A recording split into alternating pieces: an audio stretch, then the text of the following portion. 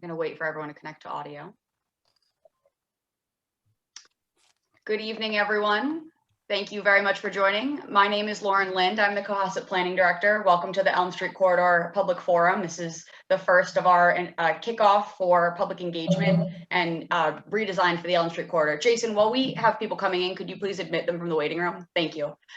So thank you all very much for taking the time on a Thursday evening to spend this time with a virtual forum. We really appreciate that. We are really, what we're doing right now is sort of looking to get your preliminary public input on what we might be able to do for some Elm Street Corridor improvements. The reason why we're here tonight, this is sponsored by the Elm Street Corridor Working Group, which is a branch off of the Master Plan Implementation Committee. This group was formed just a few short months ago to start carrying out this initiative that was identified as a primary goal in the town's master plan that was adopted in 2019 and in the 2020 Municipal Harbor Plan. It focuses on, this goal is identified as an opportunity to increase pedestrian and all sorts of user connectivity between the harbor and the village. And we see a lot of opportunity here, and that's where we're looking for your input on what you might like to see here. With that, I'm going to quickly introduce I'll say their names first, and then I'll let them just quickly introduce themselves. We have the Elm Street Corridor Working Group we have Diane Kennedy as a representative from the Select Board. We have Clark Brewer from the Planning Board, Timothy Davis from the Harbor Committee. We have Mr. Michael Sardina, who is a resident at large he's a landscape architect in town. And then it's supported on the staff side by Chief Robert Sylvia, representing public safety, Jason Federico from the engineering department, and myself from the planning department. So with that, I will turn it over first to Tim Davis to say hello. Thanks, Lauren, and welcome to all of you. I hear some feedback, so if you're not speaking, if you could mute yourself, that would be helpful. Thank you for all of you for being here. I've talked to a number of you about what we're doing in terms of visioning Elm Street. Elm Street, as you all know, is the primary corridor between the village and the harbor. When we were working on the harbor plan, the Cohasset Municipal Harbor Plan, we had developed a number of conversations with the owners of the Cohasset Harbor Inn, and I see Ted Lubitz is here. In the process, we agreed, and that we agreed is a kind of a royal we agreed to have a view corridor from Elm Street to the harbor, which is really huge, considering the fact that all of us who have lived in Cohasset for a while know that the existing barrier to that makes Elm Street kind of a dismal trip down to the harbor.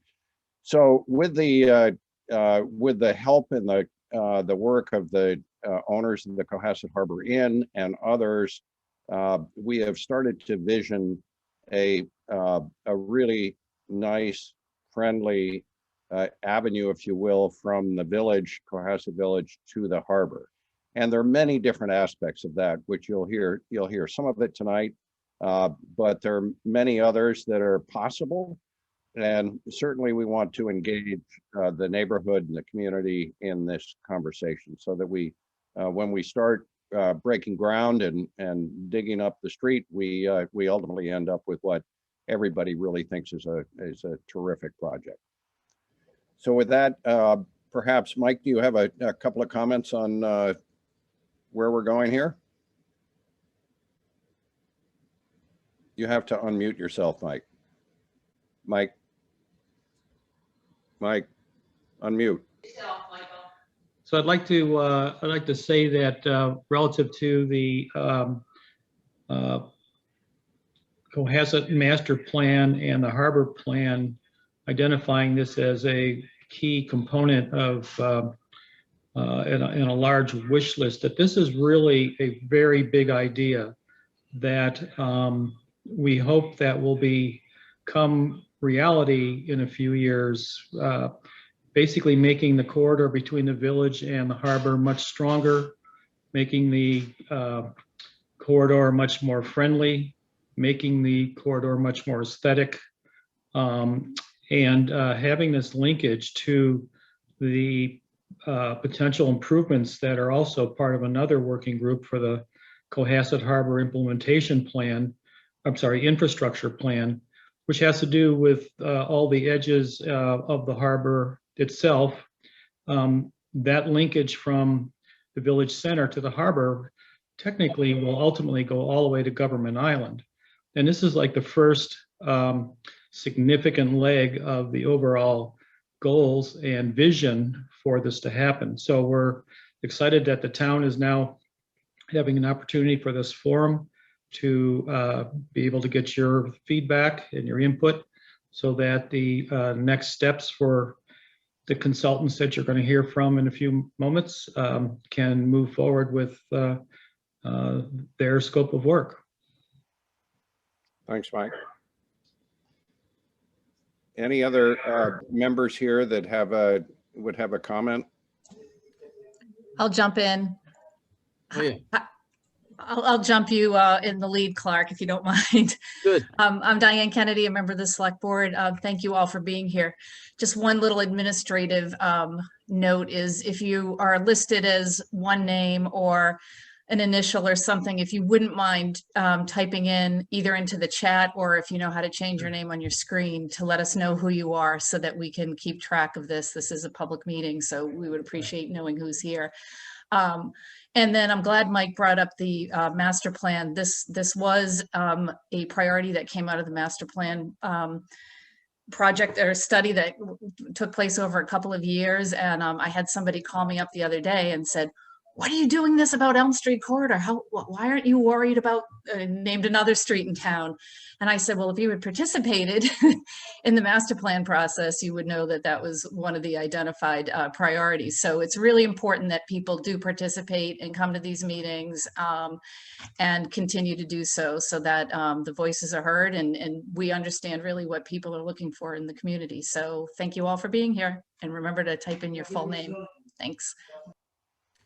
Thanks, Diane. My name is Clark Brewer. I'm on the planning board, and I was a part of the original master plan that started back in 2000 and was chairman of the most recent master plan committees.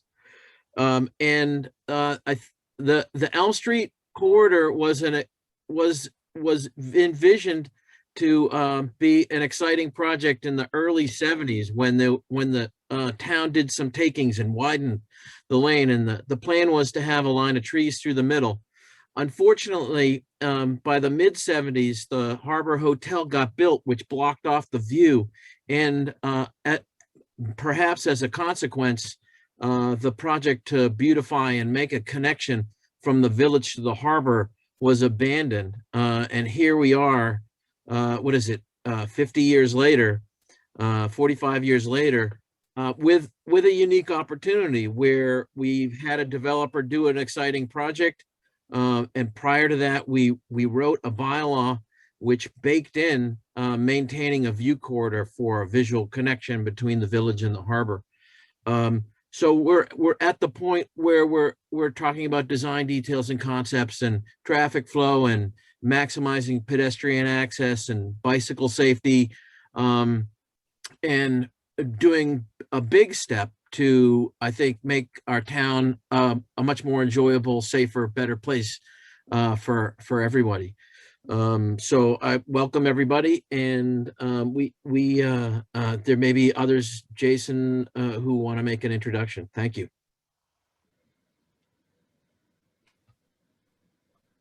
Right, hearing no further from the Elm Street Corridor Working Group, thank you all very much. I'm going to turn it over to Mr. Jim Riordan from Weston and Sampson to introduce his team and get started with the presentation tonight. Thank you. Thank you so much, Lauren.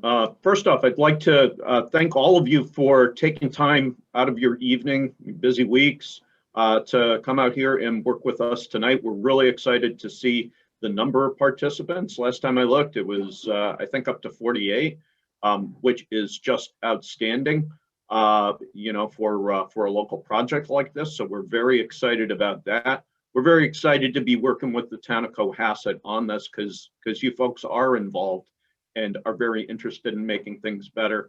And, you know, frankly, you're a lot of fun to work with because of that. tonight I have brought with me several of my teammates from Weston and Sampson, in particular Jeff Santacruce, who's going to help me out a little bit with this presentation. Again, my name's Jim Riordan, and I'm from Weston and Sampson, and we can get started basically right away here. One quick thing, if you're trying to figure out how to make your name or rename yourself, up in the upper right-hand corner of your image, there's 3 dots. You can pull that down, and generally you can, it should be fairly self-explanatory from there. So I'm going to share my presentation and we'll get started. One more thing I'd like to point out is that this process, particularly this evening, this is going to be an interactive process. So we really are looking for your involvement, your ideas on this. There's going to be an online survey of a few questions that we're going to ask you and ask you guys to participate in. There are going to be some breakout rooms so that we can talk through some of the strengths, weaknesses, opportunities, and threats associated with the current condition of Elm Street. And again, we're just really looking for your input, because we want to make this, we want to help you guys make Elm Street the kind of street that you want it to be. We want it to be the corridor that you want in your town.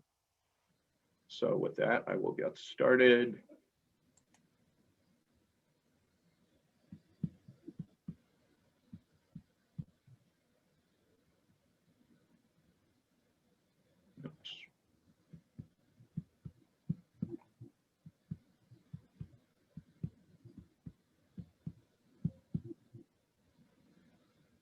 All right, and I'm going to ask Lauren or maybe Jeff if you guys can see that okay. Yes, we can. Thank you. That's Beautiful. fine. Beautiful. I never trust these technological marvels. They just don't always work the way you expect. But let's get going. So this is our first public meeting associated with this project. It's the initiation of the Elm Street engagement and design for the Elm Street corridor. And again, my name is Jim Riordan, and I'm here tonight with Jeff Santacruce, several other folks from Weston and Sampson, who we'll introduce in a few minutes.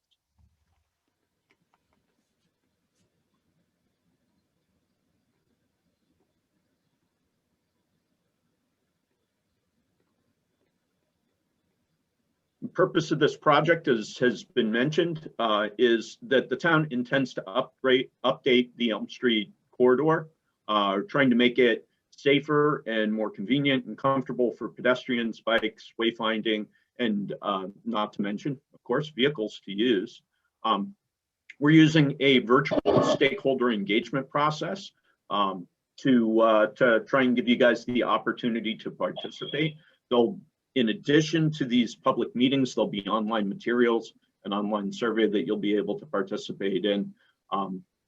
We'll get into the details of it as I go through this, but of course we're doing this virtually because of the current pandemic. Otherwise we would try and do this in person. But to be honest with you, we found virtual environments for this kind of engagement work really well, and that we get a really high level of participation. So we don't see it as a problem that we're doing it virtually. In a way, it's kind of an opportunity for us.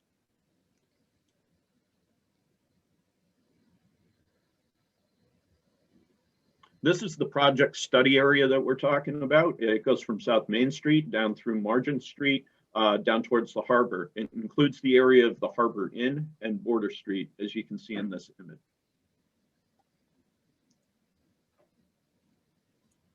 As I mentioned, we're going to use virtual engagement tools to work with all of you and to get your input. We're going to use things such as video conferencing, which we're obviously doing right now, some surveys and polls, and interactive mapping techniques. These are some of the things that we've used in the past that have worked pretty well for this. We're planning on working with a project advisory committee that's already been formed. You heard from them a little bit earlier. So we have 3 meetings planned with them. Public meetings, we have 4 of those planned, so 3 in addition to the one tonight. And as I mentioned, an opinion survey will be posted online on the town webpage. And there'll be social media posts too, so you're hearing updates about what's going on with the project. We're going to begin this evening a little bit with, collecting some of your input, and we'd like to hear from you on the survey. And in just a second, I will post a link for you.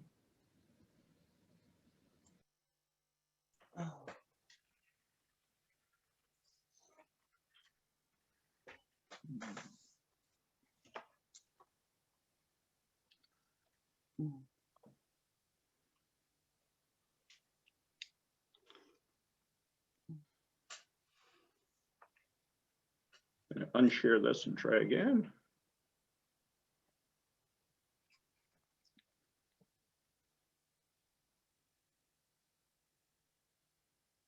There we go.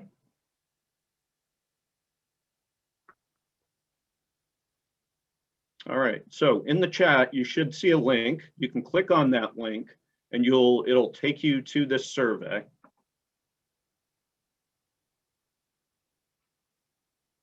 And Tim, it didn't work. Did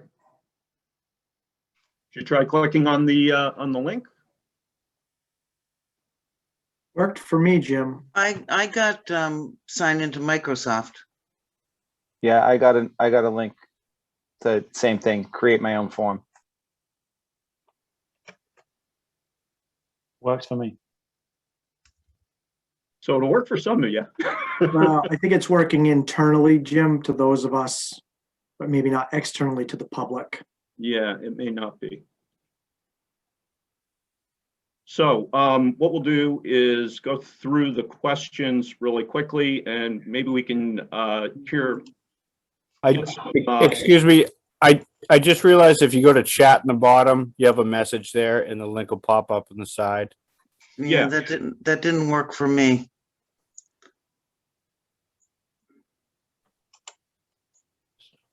Yeah, unfortunately, the link is bringing us to Microsoft Outlook. So what we'll do instead, we'll go back to the survey question.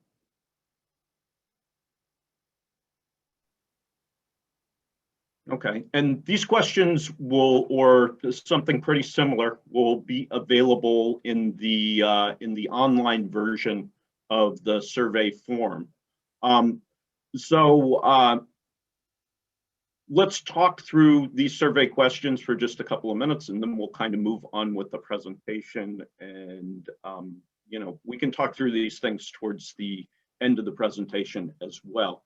But the idea here is that we're looking for a little feedback from you folks. For example, when you visit Elm Street, how are you traveling most often?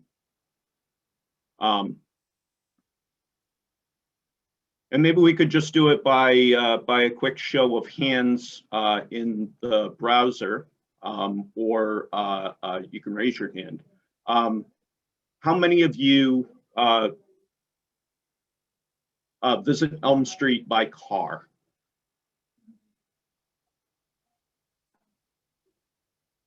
And Jeff, if you could just tell me, sort of approximately how many folks, because I am unable to see in the Yeah, it's probably about half, a little bit Okay. more maybe. It's quite a few.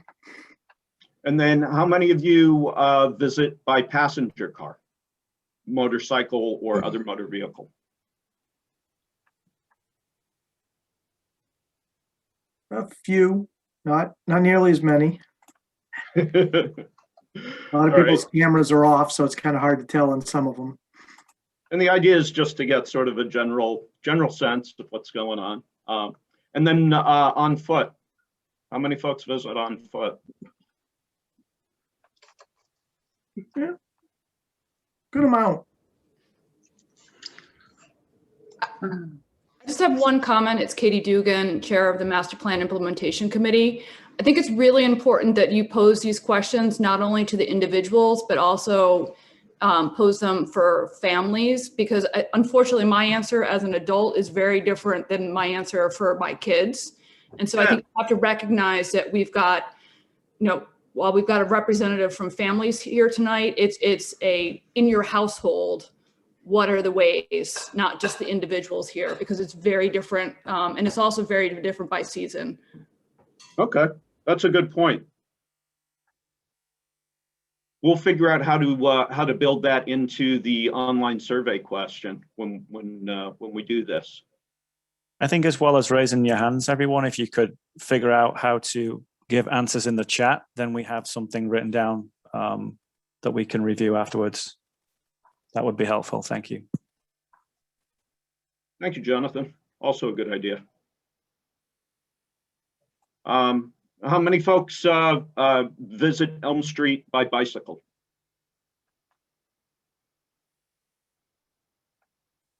Numbers starting to go down, but there's still quite a few. And then the final one, how many folks visit by skateboard or other, I don't know, vehicle, I suppose? Yeah, I'm not seeing any hands for that one, Jim. Okay. Gotta ask, right? So, and that might be different based on a household question, like she had mentioned before, you know, as opposed to the adults in the audience. So I think that's a good point that was brought up. You know, some of the children might be more apt to say yes to the skateboard question. So Jeff, I'm going to ask you real quick. So did you feel like there was, you know, sort of a preponderance of people who visited by car? And of course, this isn't exclusive. You could visit in more than one way. Right. I would say the highest number was certainly as the driver of a car or passenger in a car. So typical to, you know, what we see in most communities, vehicles are the predominant user. Foot was the next highest, and then bicycle was the lowest probably number based on the demographics shown. Okay, good. Let's try another. Let's try the second one. And this one, I think we're going to need to do what Jonathan said and try and include your thoughts in the chat, because this is a ranking question.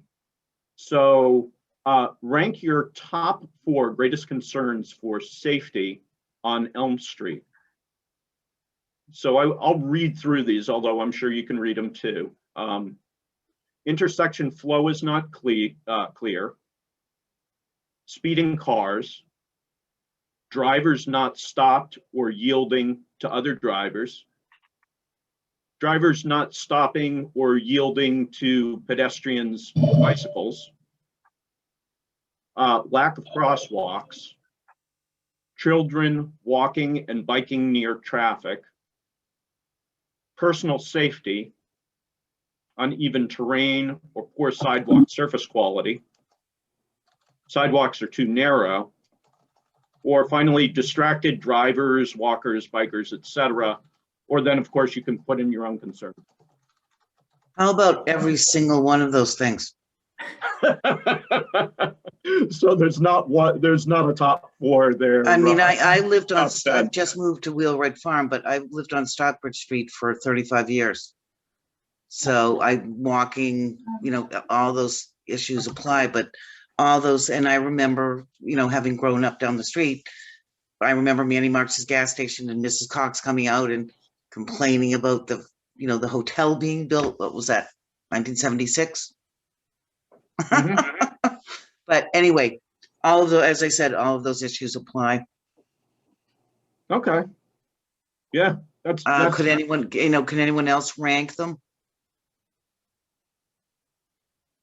I mean, really, every single one of the things that you've brought up is appropriate. And do you think? Do you mind if I call you Julia? Oh, absolutely. Are there 1 or 2 that, you know, maybe dominate or are more significant in some way than the others?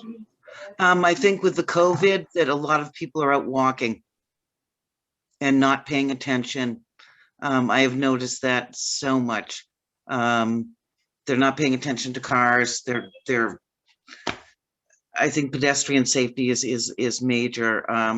I've noticed kids riding bicycles and not paying attention to traffic as well. So that inattentive sort of distracted thing down towards the bottom.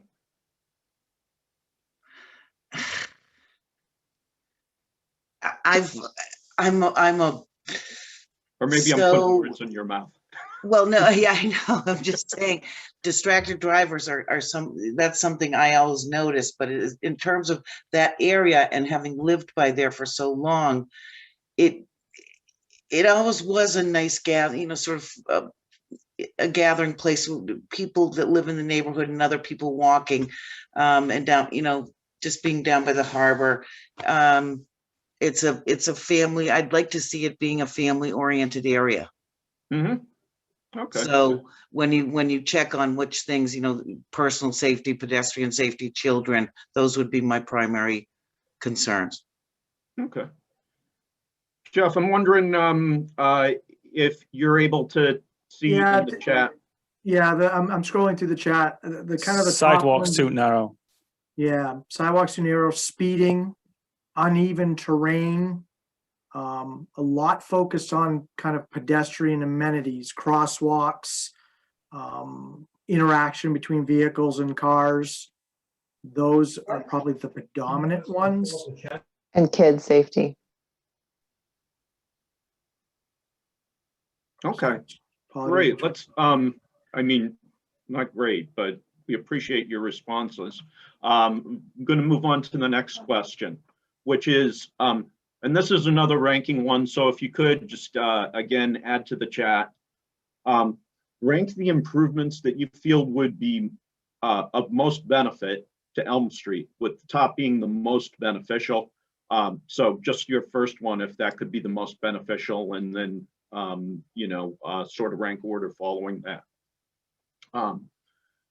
And the options we have here listed: street trees, bike lanes, wider sidewalks, enhanced pedestrian or street crossings, traffic calming, landscaping, pedestrian scale LED street lighting, that is, something we refer to sometimes as dark star lighting, dark sky lighting.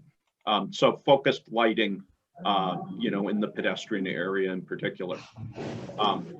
And if there's something else that you want to add in, something different, it's fine to include that also. You're supposed to type it in right here. This is what I did. Yeah. You're typing in here. But these are all people adding their comments. Mine didn't go anywhere.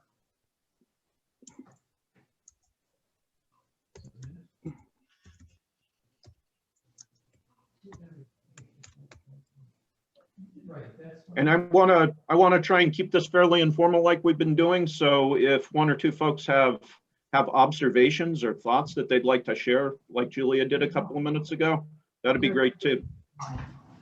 Are you going to share with the group the width that you are actually have to engineer to? I think it's super important for people to understand. Believe it's 60 feet wide, and so there's only so much that we can engineer. So I think it'd be helpful at some point if you bring to the group the what the different components mean in terms of how much space we have to work with, and just sort of generally what the options are in terms of layout. That's a great question. For this evening, we were just kind of going through and getting some input on what people wanted to try and improve and fix without getting too much into the standards. But we're figuring in the next couple of meetings that we would pull together alternatives, and we would talk about those standards. And we can certainly talk through some of, you bring up what I think is essentially a couple of very good questions. We can try and address some of those kind of things this evening too. Yeah, Jim, when I talk about the existing, I can give some general bike lane widths that we see, parking lanes, travel lanes, sidewalk widths, things like that, to give people kind of an idea of, if you're this wide, what starts to add up in there that can fit. And I think that's kind of what you're getting at.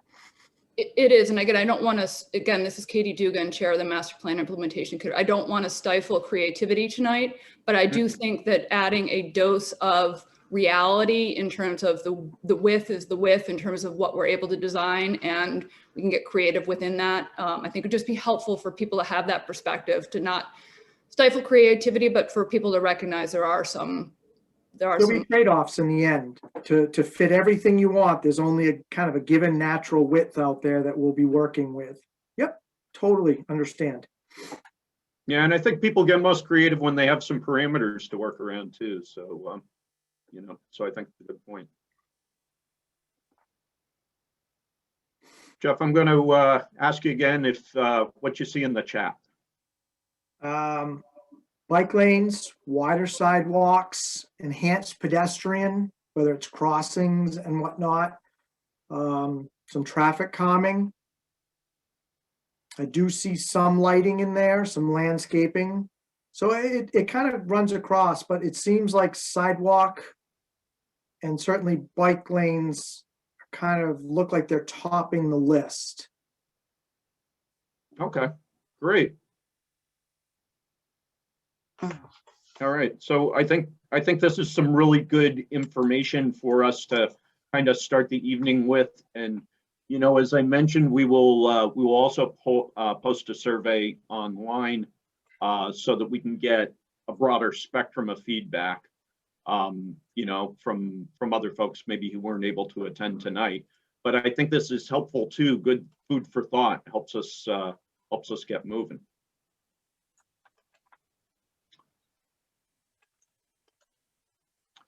So few areas that we're going to focus on in this project include, as you might gather, sidewalk conditions, conditions for cyclists, automobiles and trucks, and safety vehicles as well. Just making sure that, or trying to make sure that the roadway works for you the way you folks would like to see it work. And the town has, you know, sort of a larger vision in mind in terms of the project too, which is that they would like to move through this project fairly quickly. So we have worked with a couple of the town staff to put together an overall schedule for the project to get from the point of conception through the point of implementation. And that's what is posted on this screen right now. I will say this is an aggressive schedule. It's pretty expedited. So we're hoping we can achieve this schedule. But you know, it will take making sure that things line up nicely to make this work. So this begins with the concept and initial public engagement. That's what we're doing currently. And I'll show you a breakdown of the schedule for that particular phase of the project in the next slide.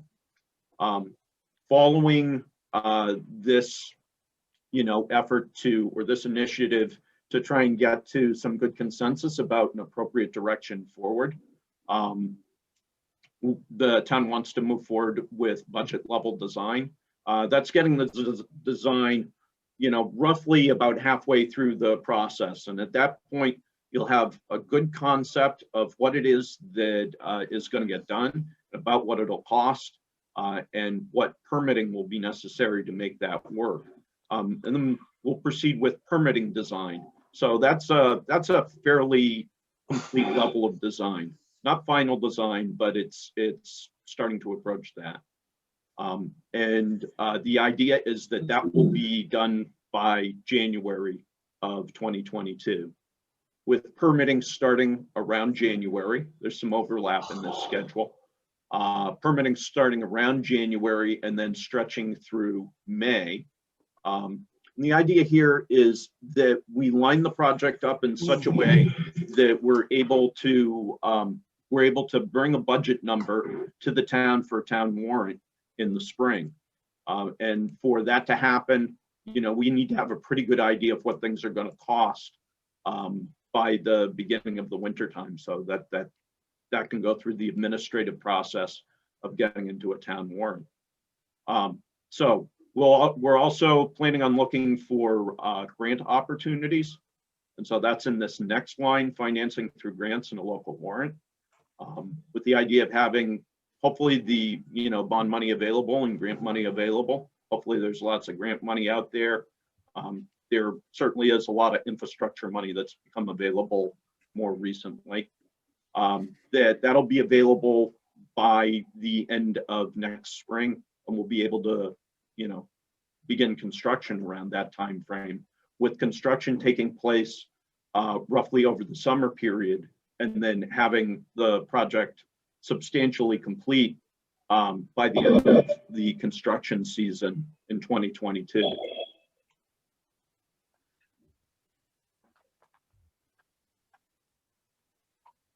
So to do that, we have to make this first step in the process work smoothly. So this is the conceptual design and engagement that we're talking about this evening, and this has several sort of milestones or steps to it as well.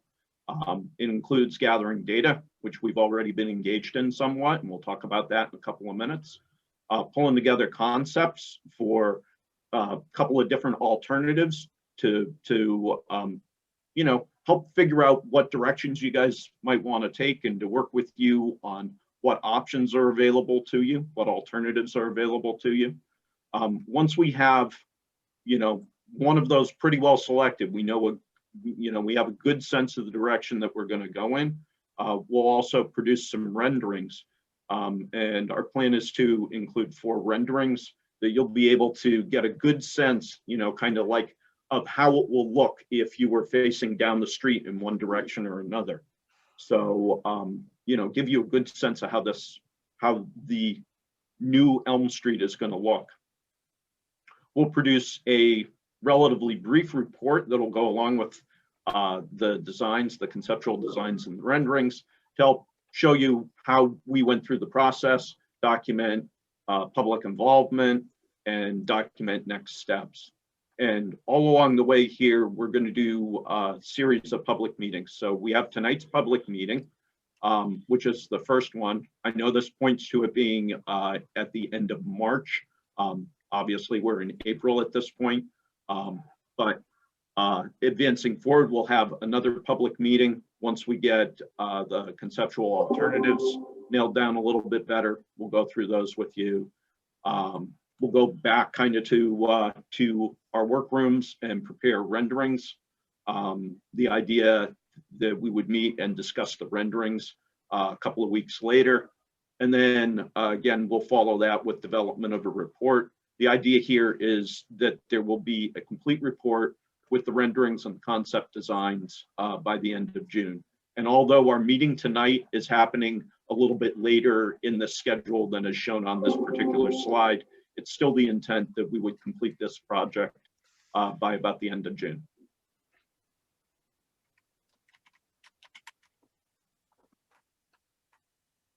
So here are the elements of the work that we're going to do, that we're going to produce for you. So 2 alternative layouts, 4 2D color renderings from various aspects or various vantage points on the street, compilation of the findings and a report, and review with the advisory committee and the public. So the last slide that I showed you didn't include timing for meetings with the project advisory committee. We're still working out exactly how that's going to happen, but those will be interspersed there as well. And of course, we'll be working with the advisory committee to try and get as much input as possible and help guide this process, but we'll be working with you guys in the general public too, interested parties through the public meeting process.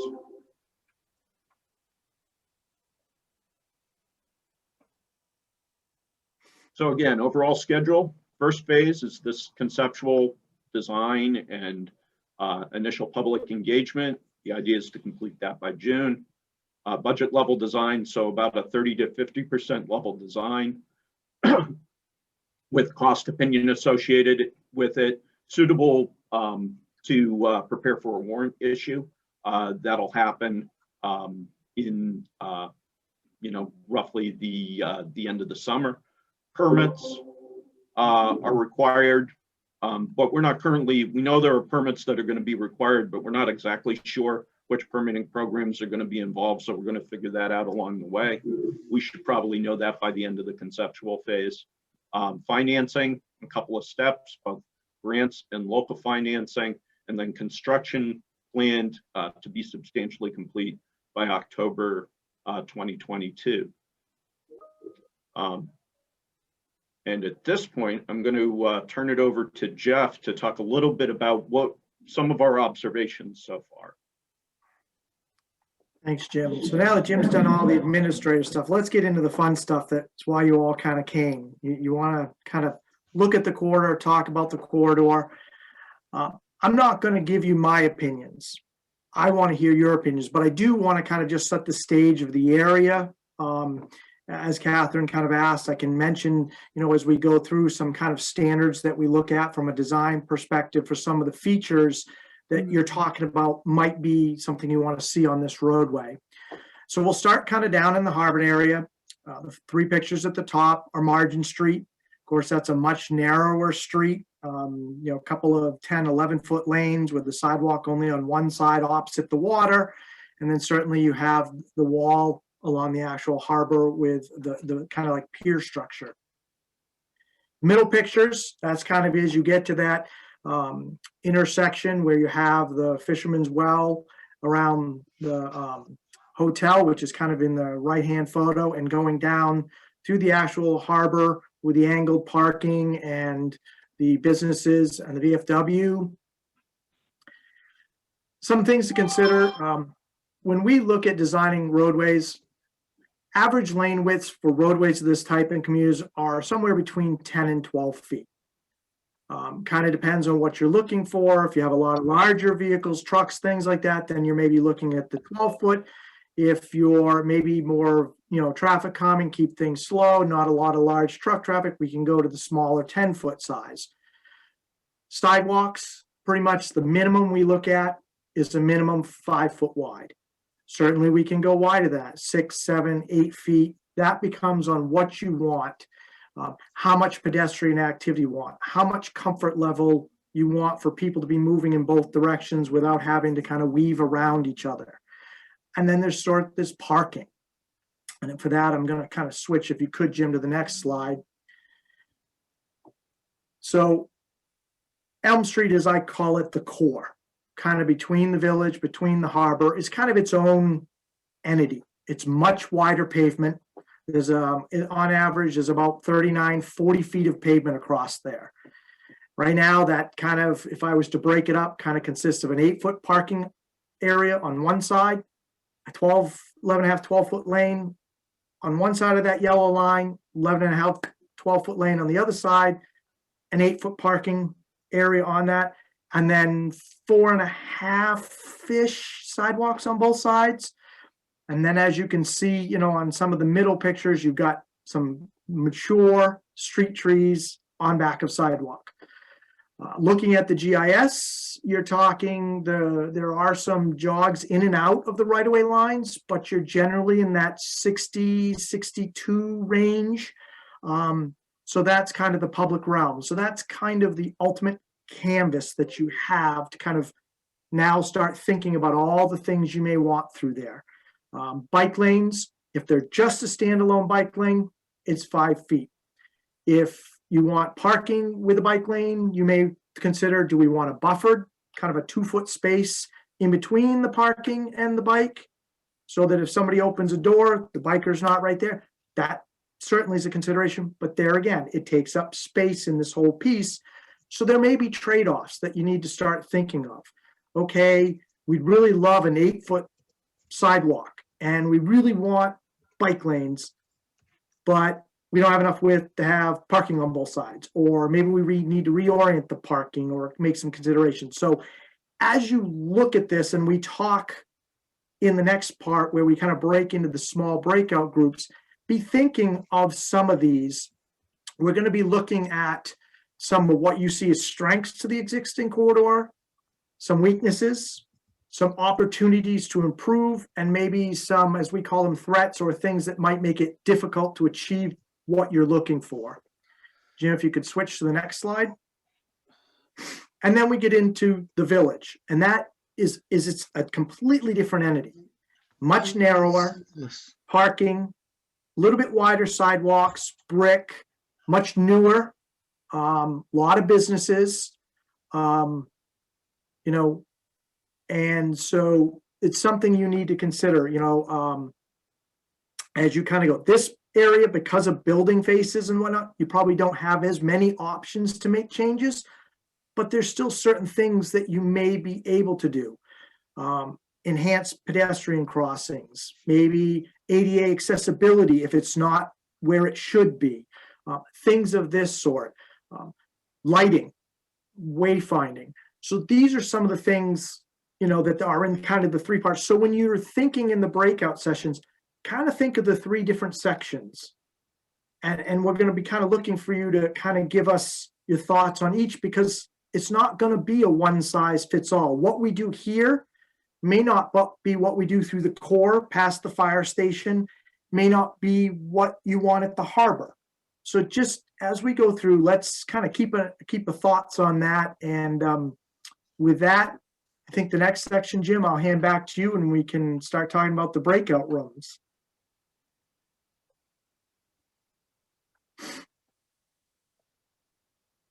You're muted, Jim.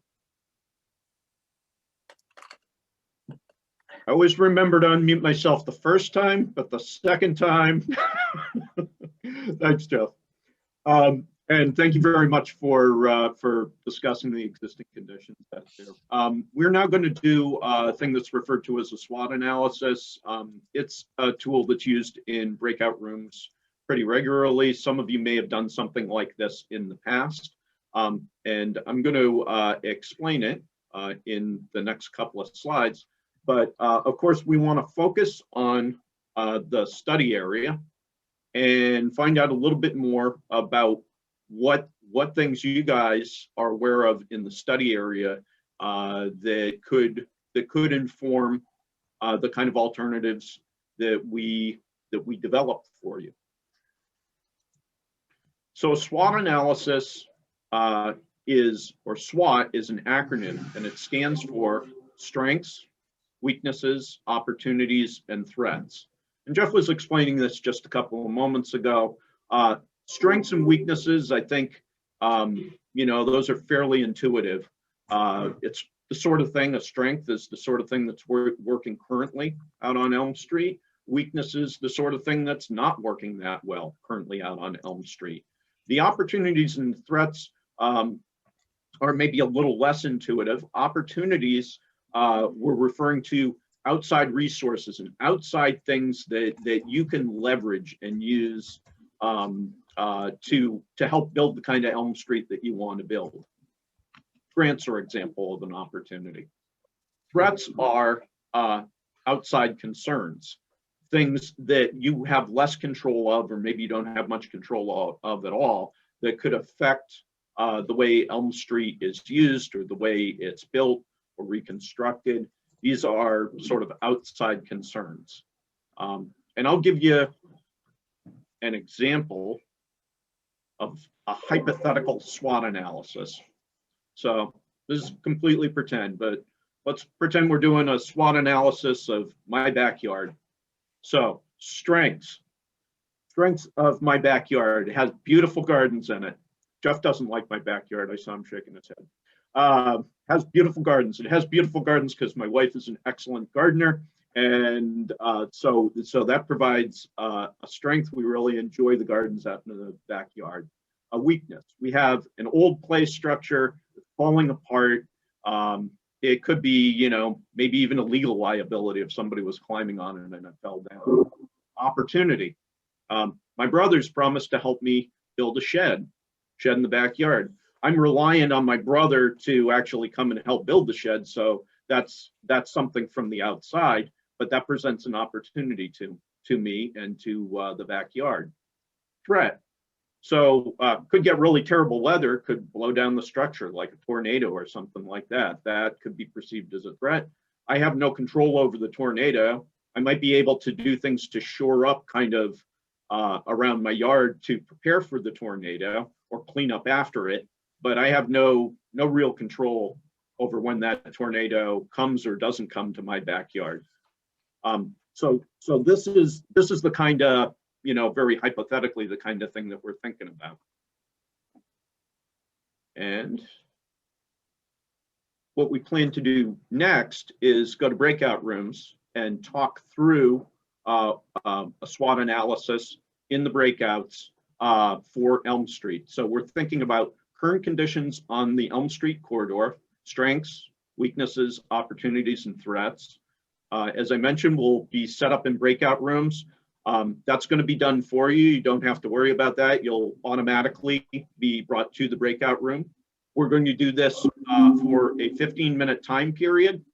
And we'll let you know as we're approaching the end of that 15-minute period. You're all going to get an opportunity to participate. There's going to be one person in each room that's going to help you fill out a form that looks just like this. That person's going to be a Weston and Sampson person, and I'll introduce them just very briefly here. One of them is going to be myself. One of them is going to be Jeff Santacruce, who you've already met a little bit. Jonathan Law is going to be a third person, and Joanna Nadeau. Both Jonathan and Joanna spoke briefly earlier in the evening about a couple of the slides when we were struggling with the questionnaire. Next step will be to go to the breakouts, but before we do that, I just wanted to give you guys an opportunity to ask any questions you might have.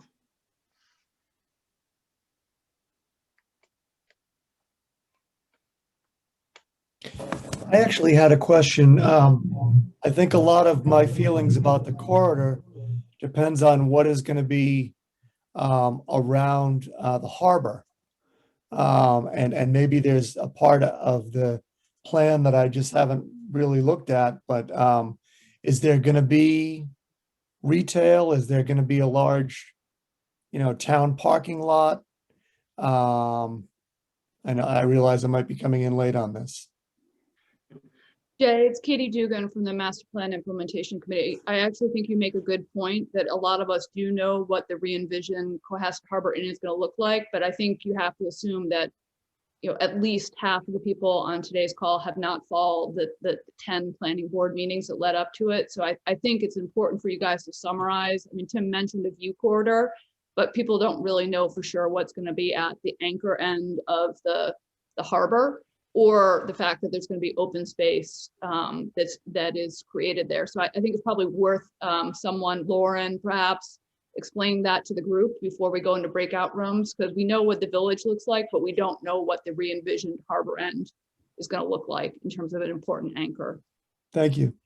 Well, I'm happy to pick up just a brief overview. I think it's Lauren. Lauren was in all the planning meetings, and so I think it'd be great if Lauren could give us that. Sure, thank you. I don't have any visuals to share right now, but the Harbor Inn site as well which is 124 Elm Street, as well as the site adjacent across the street, which is 87 Elm Street. Those are subject for redevelopment, and the proposal is a mixed-use development. It'll have commercial and retail space on the bottom floor. It'll have residential above on the second and third floors, split between the two sites. And the way that the zoning was crafted, as Mr. Brewer explained in our introduction, was such that it baked in a couple of key pieces, some of which were a view corridor that would allow a view straight down Elm Street so that you could see the harbor coming down Elm Street, as well as a setback from the shoreline that would allow a continuation of the existing Captain's Walk along the harbor to curve around that site, which currently is inaccessible right now for public use. And in addition, the way that the proposal was put forth from the applicants, they've included an approximately 20,000 square foot park that is to be open for public access that will tie into the Captain's Walk as well. So that is what we're envisioning for these two sites, and particularly the park as it is adjacent to the harbor at the site of 124 Elm Street, which is the current Cohasset Harbor Inn.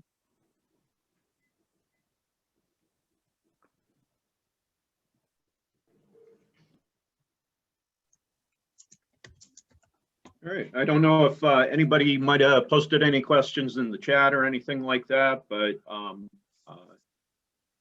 if not, and we're ready, I think we can go to the breakout rooms. Jim, the only thing I might say is we're going to be looking for, in each group, someone who is willing to kind of, I'll certainly type, or the other members will certainly type your stuff into the screen, but we'd really like if there would be someone who'd kind of be the champion that would be willing to help us out at the end when we come back to the big group to kind of report out the results. And we can certainly, we'll be able to share our screen so you can read from the form. So just be thinking of that when you get into your group, if that might be something you're willing to do.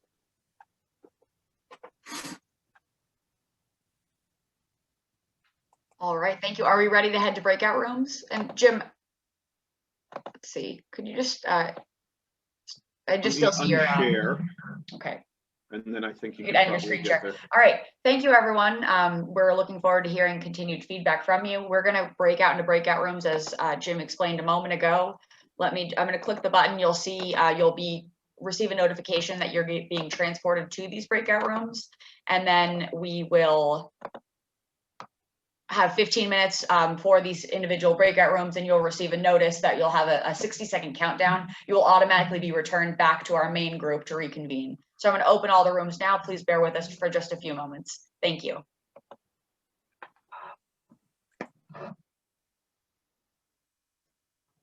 So for those of you sort of playing along at home, we'll return back at 8:15.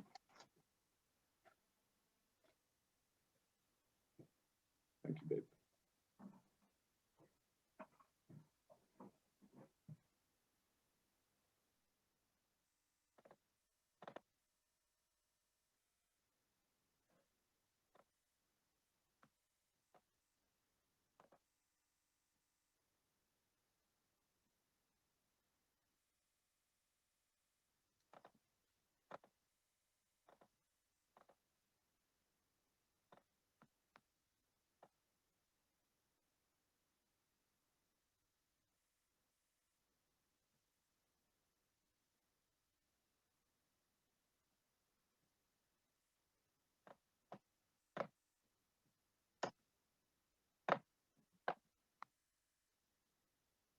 All right, for our remaining participants, you should have received a message to head to the breakout room. You can just click that button, you'll automatically be transported there, and then we'll reconvene in a little bit. Thank you.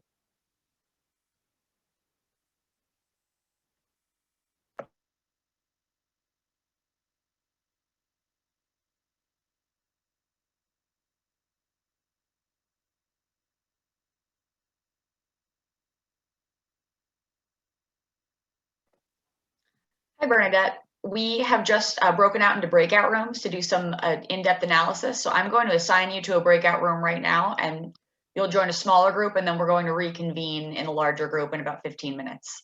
Thank you.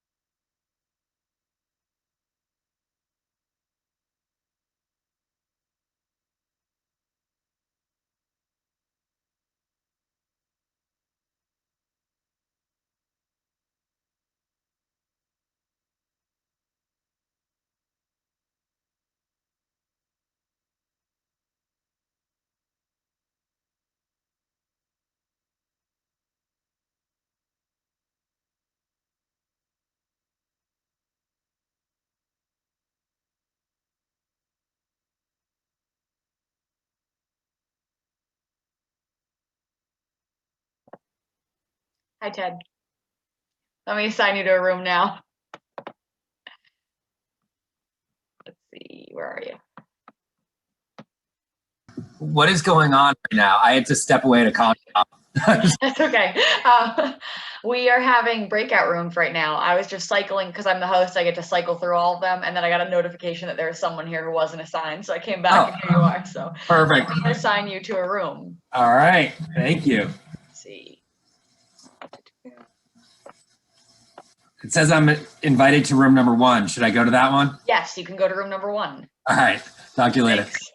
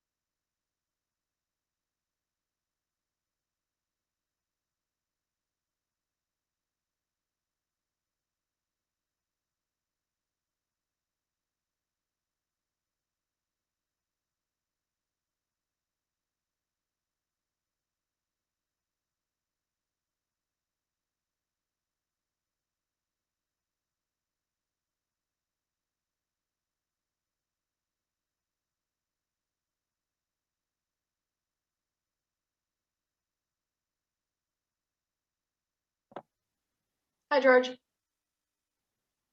We're about to be ending breakout rooms, so just bear with us for a minute. Everyone will be back in a moment.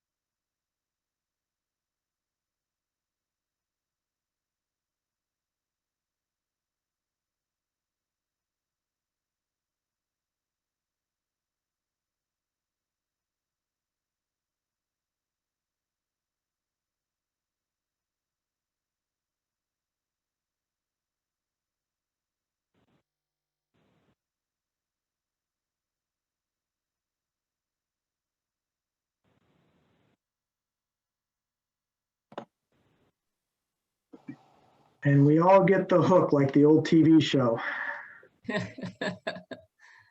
All right. Thank amazing you, how we everyone. all- Welcome back.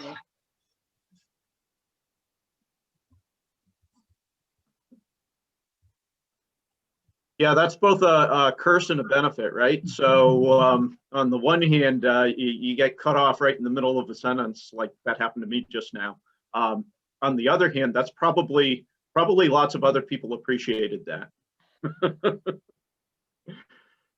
And it does put a definitive marker in sort of the ground as to when the breakout room ends. So that's not a bad thing.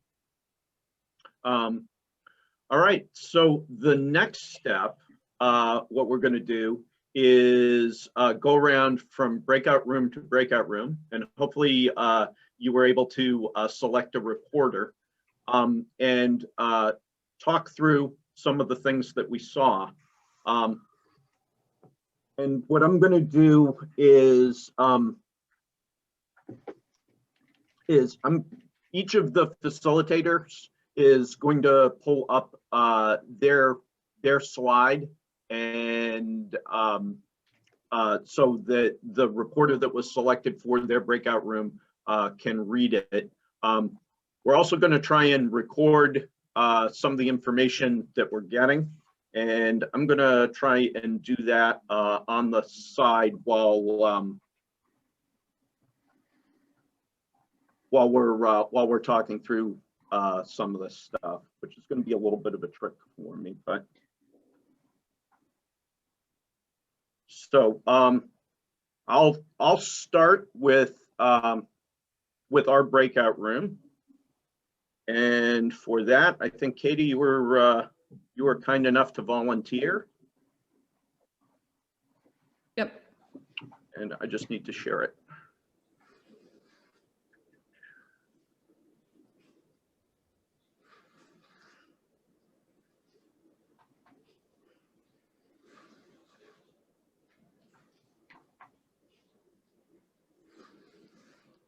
There you go. Hopefully you can see that all right. Yep. All right. So I will start with strengths. So we were talking a little bit about the road itself. Sorry. Sorry about that. I got to move that. Okay. Okay. My So, apologies. couple of the conversations, one, just from a design perspective, that it is a little bit of a straight shot in terms of a straight road, except when you get down towards the harbor and there's the intersection. One of the conversations we had was that from a design perspective, there's an opportunity perhaps to split this into 3 pieces to accommodate the narrowing of the road up by the village, and differentiate that from a design perspective versus the sort of middle corridor versus the harbor end of the design and the intersection. In terms of strengths, we had a robust conversation around parking. I think one of the things that we came to is that depending on the time of day, there's plenty of parking, and depending on the season, there's plenty of parking, but seasonality is definitely a weakness from a design perspective, because what the corridor and the residents need in the summer may be very different from the winter. And so there's considerations that have to be made in terms of the seasonality. In addition to that, we did have a robust conversation under weaknesses about safety. And again, a lot of this ties into the narrower end by the village, where you often see delivery trucks, whether it's WB Mason or delivery trucks for restaurants, blocking that end of the street and making it very difficult for visibility for drivers, but also in the summer bikers, and it's just too congested.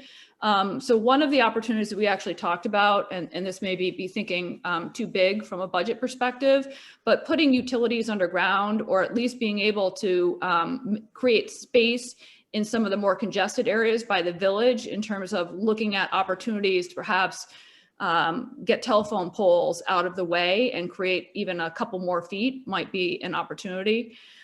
In terms of other opportunities, good conversation about making this really look aesthetically pleasing, and thinking a little bit about trees and vegetation and a green strip, whether it's in the center or on the side. We didn't really choose one, but again, I think aesthetics are important, and the fact that historically Elm Street has had a green strip.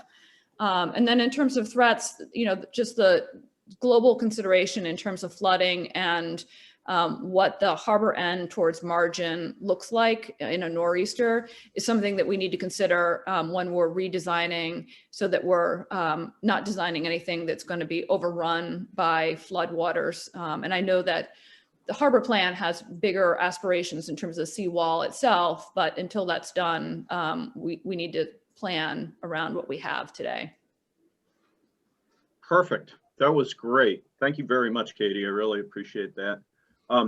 And so for the next breakout room, I'm going to turn over to your breakout room, Jeff, if you don't mind. Nope, not at all. You want, let me,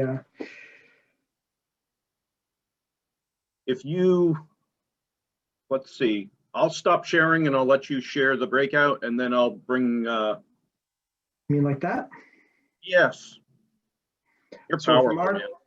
So from our group, David Lord said he would be willing to kind of give us a report on this. So I really appreciate it. Sure. So like the last group, we talked a lot about parking. Parking was big. So one of the strengths right now of Elm is that we can park on both sides, and there was some consideration to maybe reducing parking up on the street just near the fire station on that side only, but otherwise parking is on the streets heavily used and needed to be preserved. The weakness is we've talked a lot about the sidewalks, and basically the sidewalks and how the kids use it for the most part, having to do with biking. So I think, actually, I'm not sure if the group entirely thinks that bike lanes are a bad idea, but I'll just say that, let's just say we thought bike lanes were a bad idea, and it would be better to have a wider sidewalk because the kids are, they're going to ride up on the sidewalks anyways. And so try to just make a little more space there. The most dangerous thing that we talked about was down basically the intersections, particularly the triangle. Lots of comments about the dangerous things that people see from their houses that live right there at that triangle, distracted drivers, people running the stop. There's some even down at Brook and Elm, people run the stop sign there. Actually, there's no stop sign there. So people just run right through it and turn right onto Elm. And so it's mostly about parking, safety, and sidewalks. And then we didn't get as much into the beautification subject that the previous group did, but I liked all that. And I covered all high-speed mobiles. That was covered. Oh, power lines. We'd like to get the power lines underground. Yeah. The first, yeah, that's about it. Beautiful. All right. Thank you very much. Jeff, if you can unshare that, I'm going to ask Joanna to go next. Great. And as I'm pulling that up, I believe Carolyn is going to be doing ours. Can you see it? Yes. I think the key theme that came out of our group discussion on strengths is really the connectivity and the accessibility that this corridor provides between all the opportunities and activities in the harbor and the village, as well as community events. And noting that the Fisherman's Memorial at the Sydney Street Well is really another opportunity for a gathering place and part of that community connectivity of this corridor. We also talked about parking, and that on-street parking for residents is a strength and a need on this corridor. For weaknesses, it's really dimensional constraints and the conflicts that provides, and trying to fit a lot of infrastructure in this space and a lot of different users. There's a lot of discussion on, power line infrastructure, the condition of the sidewalks, that they're not wide enough. Trees are, causing uneven sidewalks as well. And then safety associated with speeding vehicles and kid safety as well. And again, just balancing a lot of different users. We have the fire department, the police department on that road too, residential parking needs, as well as multimodal users on the corridor.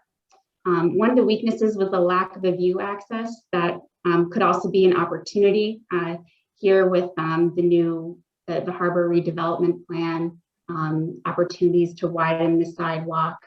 The bringing power and utility lines underground seems to be a common theme here. We also talked about that in our group. And again, making that view corridor, and perhaps thinking about some traffic calming measures to better utilize the minimum space that we have dimensionally here. In terms of threats, extreme weather is definitely a common theme as well, and something we talked about. Both snow, so the need for snow storage and how plowing is handled, as well as flooding, so the importance of drainage in the roadway design here, and considering those flooding events, as well as power outages that those flooding events cause. Wonderful. That was a great summary. Thank you very much. You guys have quite a bit of stuff on that slide, so that's good. All right. And last but not least, Jonathan. Hi.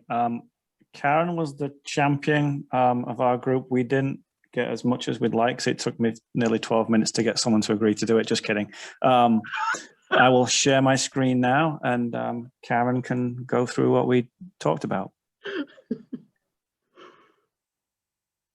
Can everybody see the screen? Yes. A lot of our conversation revolved around the strength of having this part of Cohasset be such a strong neighborhood, and both in terms of concerns that it be safe, but also a real strong commitment to having it continue to be a neighborhood. The fact that the children are such an active piece of that there are diverse stakeholders, and the benefit of the design that stems from the 1970s that does provide some space that could provide opportunities as this Elm Street corridor is developed. Weaknesses were, of course, you can't currently see the harbor, and folks would like to. There's also the diversity of people's priorities and commitments, wanting to make sure that there is an avenue for people to voice their concerns and be in the process of deciding what happens next. Realization that while there were space provisions made in the 1970s, that they were never fully realized, and that's part of what we live with today. And a strong concern that the border street sweep allows for really high speeds and safety concerns as people try to pass through both into the village, but in particular out to 3A. Opportunities are that there are a number of improvements that can be implemented through this plan, including the, I forget the name of the particular area that was identified, but the Highland Avenue extension, which is part of this arena and can give space to be able to expand opportunities. And the threats as perceived by this group is while it's an ongoing process, there's also a time constraints to implementing and even finishing the design decisions, and people wanting to make sure that there's ample opportunity to weigh in and understand what's coming. And also questions about how does the new mixed use development affect the way that the street is part of Cohasset and the community. I think that's it. Thank you, Great. Karen. Thank you both. Much appreciated. All right, I am going to share what we've got so far as a group, and I'd like to give people an opportunity to make any comments or observations on what we have.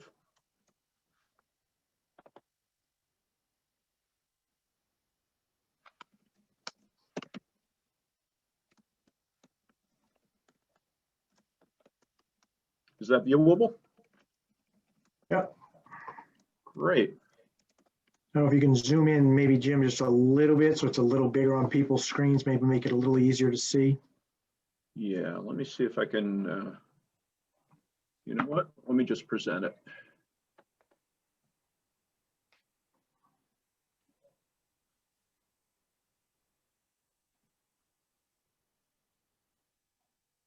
Sorry for the vertigo, folks.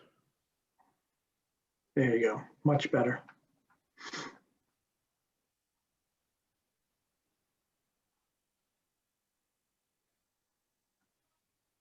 So what do you all think?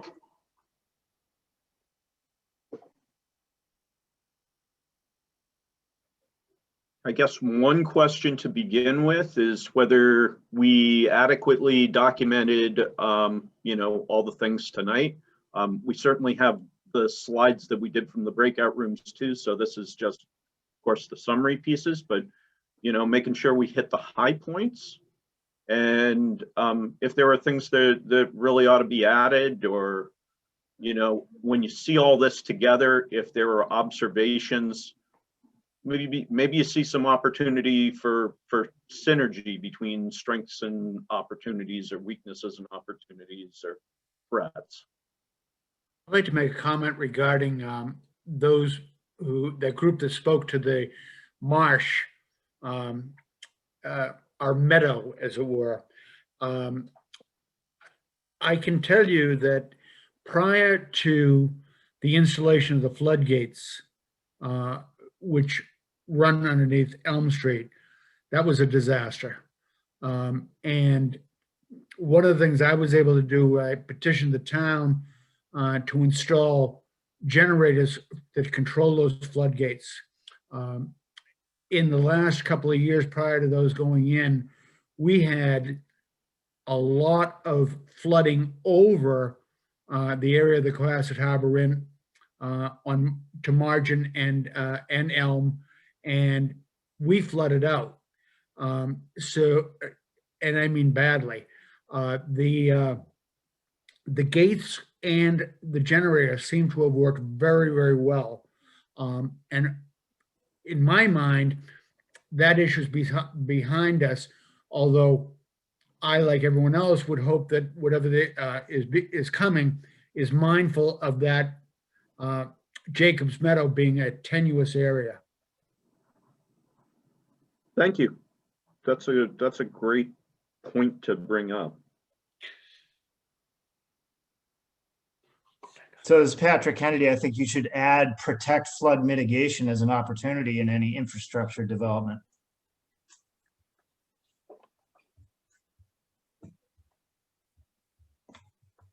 Oops, sorry about that, guys.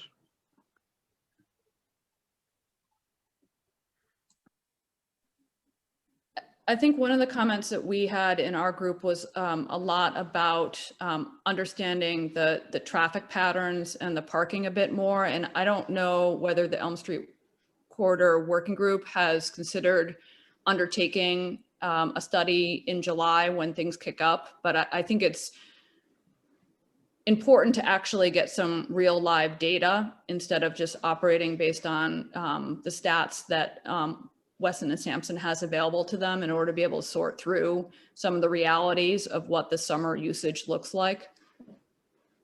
Right. So that's a great point. I'm glad you you reminded me of that. So, and this is maybe a thing that Jeff, you can answer to a little bit. I know now we're not collecting current traffic data because the pandemic has affected traffic in such a way that, you know, it makes it really non-representative.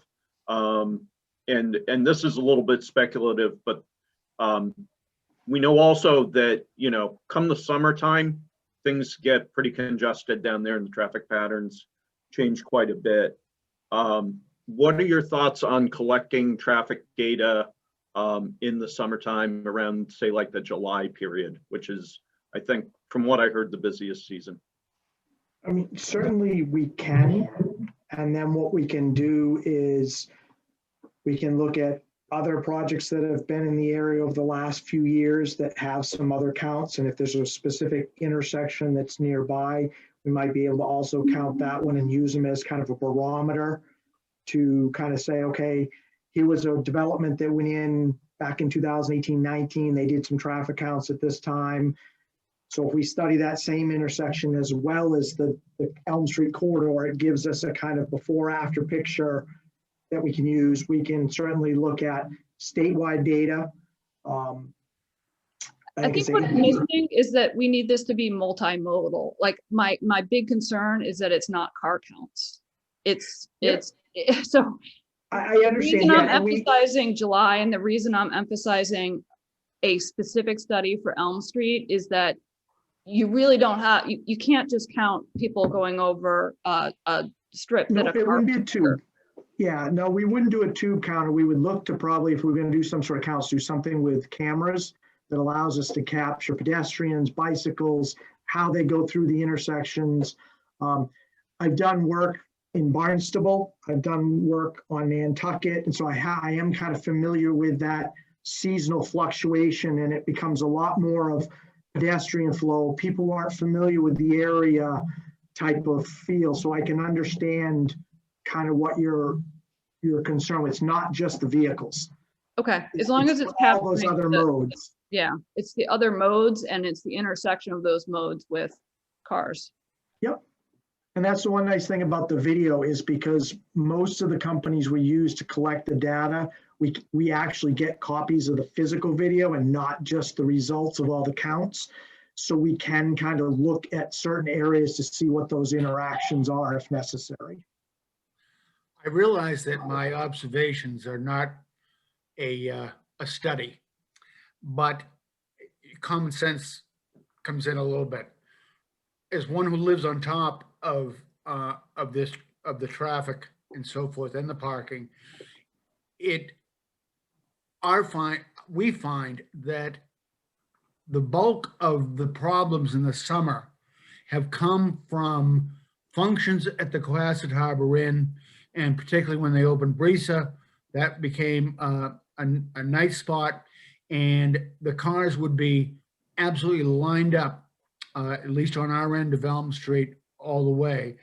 I don't see anything in the new plan for the Cohasset Harbor Inn that would suggest a venue, a wedding type venue or a restaurant type venue that would add appreciably to that traffic. In fact, I would expect that that would drop based upon what I'm seeing from the potential retail uses of the property. And please don't discount your opinion on traffic. You live there, so your opinion is very important for me. I have a question. As you look over these lists and have a chance to think about it, can you get back to us on your priorities? You can't do everything, obviously, but if you could decide what you think is most important and most feasible and get back to the public, so to speak, that would be great.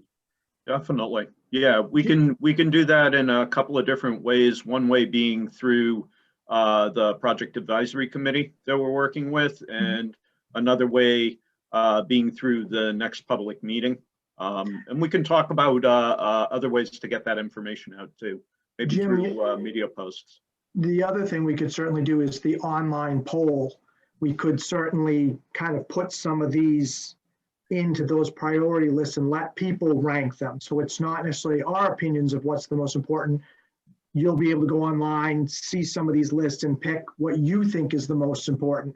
And then that helps the committee understand what you're thinking.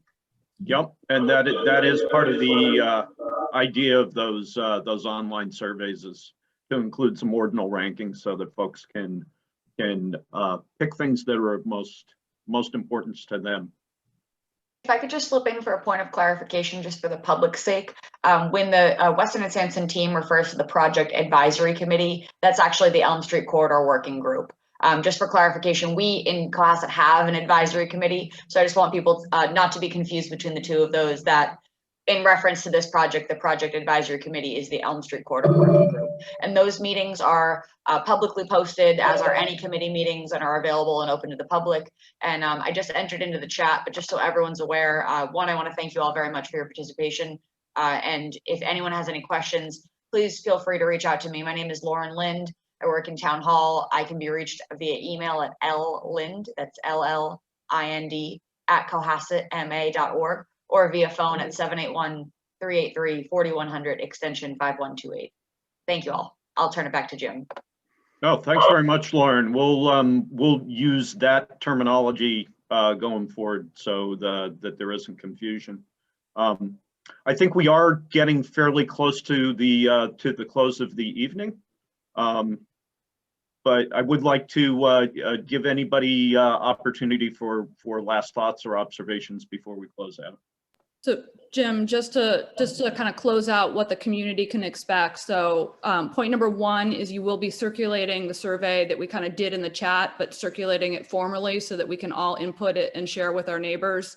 Point number two is you will figure out a way to sort of summarize tonight's conversation and provide that consolidated feedback to the community. And then point number three is that there is going to be a second public forum in May. Is that correct?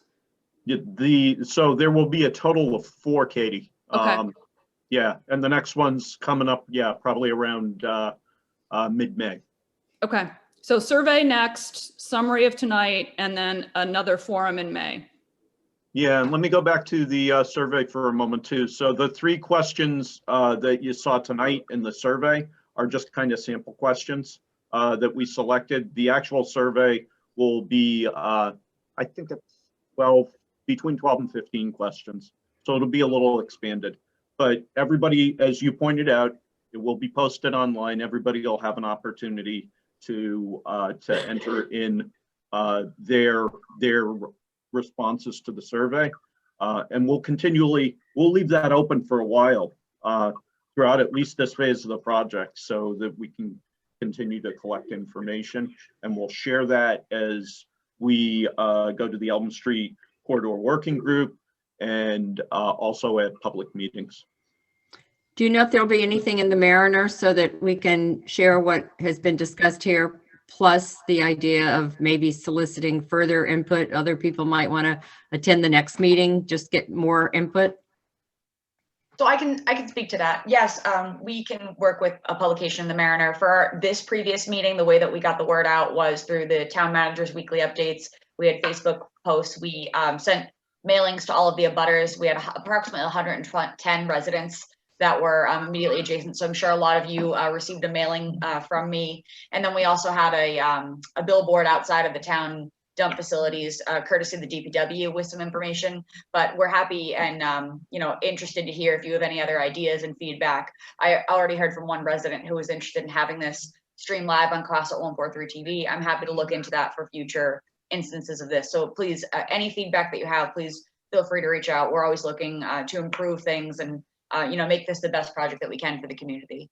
Yeah, I'm just thinking back to Diane's comment earlier about people saying such and such that wish it did this and wish it did that, and where were you when we were trying to discuss this? So the more input we can get, the better it'll achieve everybody's objectives. At the same time, I'm very pleased with the turnout tonight. So thank you, everybody. Yes, thank you all very much. This has been wonderful. Jim, are we all set for Weston and Sampson, the presentation tonight? I think so. All right, then we'll conclude. Thank you all so much for your time. I really appreciate it. I know we went a little bit over than our scheduled time, but I think this is a really productive meeting. I appreciate all of your time, and I look forward to continuing this project with the community. And again, please, Lauren Lind, Town Hall, you can find me on the planning board office page. Happy to hear your feedback. And again, thank you very much for your time. Thank you to Weston and Sampson. A round of applause for your facilitation tonight. And thank you for the Elm Street Corridor Working Group for all your time and dedication to this as well. And thank you, Lauren, for all your efforts helping us put this together and coordinating it. Thank you. Great. Thank you all. Good start. Thank you. Thank you. Take care, everyone.